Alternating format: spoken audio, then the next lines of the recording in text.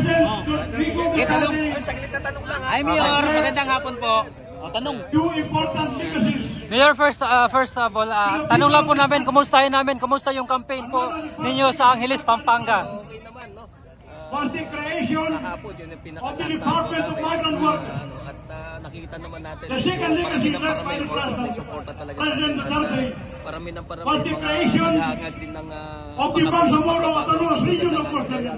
Kaya tiwala tayo na hindi tayo There are pababayaan things that I could say about kababayan sa Angeles. the case of the Ayan, President. Mayor, tanong lang po namin kasi nabalita naman po ito kahit sa mga mainstream media na nasa listahan daw po kayo doon sa ICC. Ayan, parang ano pong take nyo doon? We can bring Kahit naman sino magsabi na makakapagsabi kung ano, hawak pa mga speculation yan. Wala naman nakakaalam dyan. the International Criminal Court of Justice Sabi nila, pero wala pong access has yan no sa jurisdiction mga nagsasabi. on the cases Kaya that lang are po yan ay filed. mga speculations pa.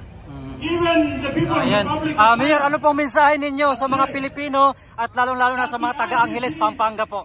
Unang-una po, sana matututan tayo. on its Sino secondary talaga jurisdiction. boto natin, no? Huwag po natin Because sayangan itong it has no pagkakataon primary na to, jurisdiction itong May 12, over all the 2025 na cases to, that na are filed kailangan po against natin President matuto ng Rodrigo boto Rueda kung Duterte. sino talaga ang nararapat Now, na iboto dito sa ating bansa. Isubara, Lalong-lalo po legacy sa that was lungsod left ng by the Angeles, no? President. Tayo po'y nananawagan na sana It was kilalanin indeed po nating mabuti the Western Bonifacio. pagbigyan ng pag-asa It yung was Team Albayalde of the sa lungsod old ng Angeles.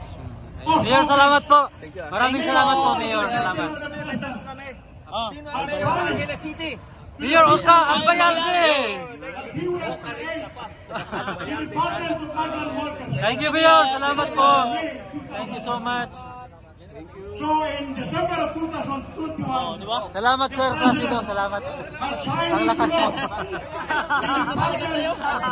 Tinatawag na Duterte ni Tatay Digong at ni VP Inday Sara Duterte. Nandito po ako sa inyong harapan ngayon para magpakilala. Ako po ay si Girlie Veloso, ang first nominee ng Malasakit at Bayanihan Party List 140 sa inyong balota. Bisayang dako from Cebu. Sino mga Bisaya? Direbe, kisay mga Bisaya. Kaway ka kadaghan na yung Bisaya. Saway pabor-pabor, alin lang mo sa 140 ha, mga Bisaya. Totoo po yan. Ako po yung Malasakit Program Head. I am the former Malasakit Program Head ng Department of Health. Nagtatag po tayo, ikot po tayo sa buong bansa para magtatag ng Malasakit Centers. We now have 167 Malasakit Centers all over the country. Sino dito ang naka-avail ng Malasakit Centers? Taas ang kamay! Ayun! From the very first Malasakit Center up to the present Malasakit Center, 167, nandyan po ako sa likod ng no less than Mr. Malasakit, Senator Christopher Cuya. Ganon din po ang gagawin namin sa Malasakit at Bayanihan.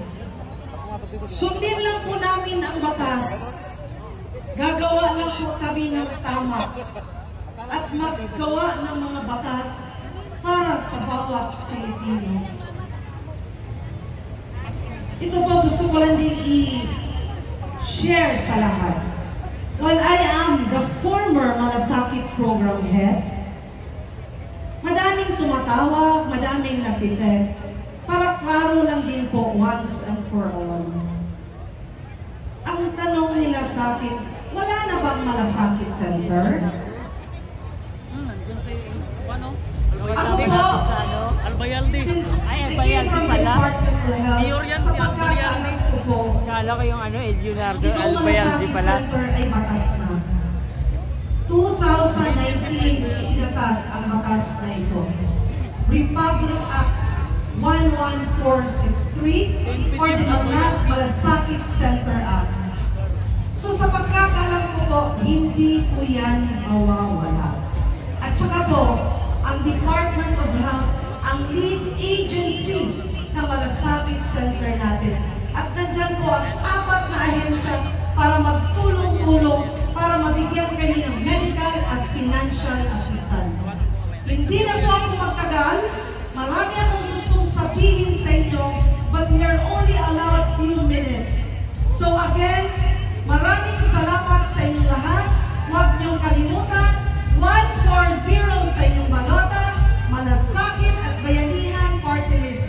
But before I will leave, I would like to call on 2 of our nominees. First nominee is Jane Hamolot from Zamboanga, and the second nominee is Nino Contreras from Cagayan. Magandang hapon po sa inyong lahat, Malasakit at Bayanihan Party List.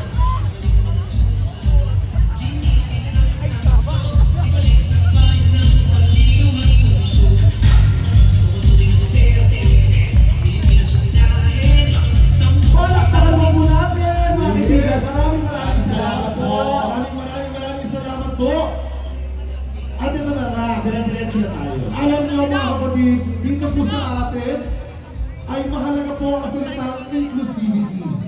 So, babae, lalaki, parte ng LGBTQIA ay inclusive, lalong-lalo na po ang ating Muslim community. Yes! At para naman po, i-represent ang ating Muslim community, tawagin po natin ang isa po siya ang ating international sales consultant, former presidential advisor on overseas Filipino workers and Muslim. The 3 Filipino technicians were then picked up at the time in 2017. Then, in the latter part of his term, there were Si 7 Mayor fellows Oka Albayalde, mga kababayan. who were then At nandito nga po siya sa meeting di avance dito po sa Liwasang Bonifacio ng ating Duterte Pilipilaban, mga kababayan.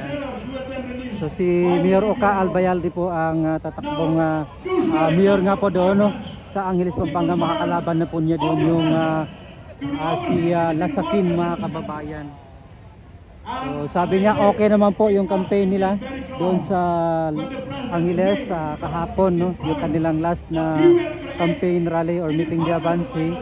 At so far malakas po si Oscar or PNP Chief Oscar Albayalde, mga kababayan, doon sa Angeles, Pampanga. At kanya pong konsihal, no, tumatakbong konsihal under po sa kanyang grupo, si Aljor Abranica, mga kababayan, doon sa Angeles, Pampanga. in January of 2015, where he promised the people of the Bangsamoro